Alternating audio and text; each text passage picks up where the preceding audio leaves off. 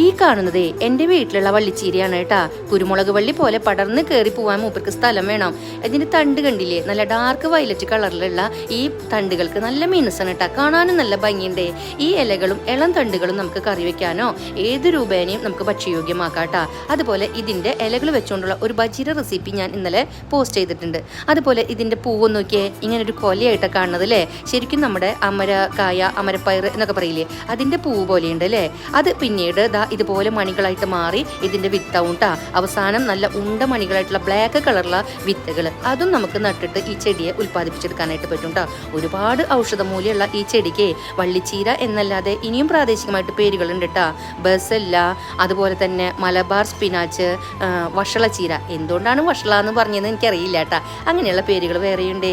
അപ്പം എൻ്റെ long video ഒന്ന് കണ്ടു നോക്കൂ. സപ്പോർട്ട് ചെയ്യേണ്ട കാര്യം മറക്കരുതേ.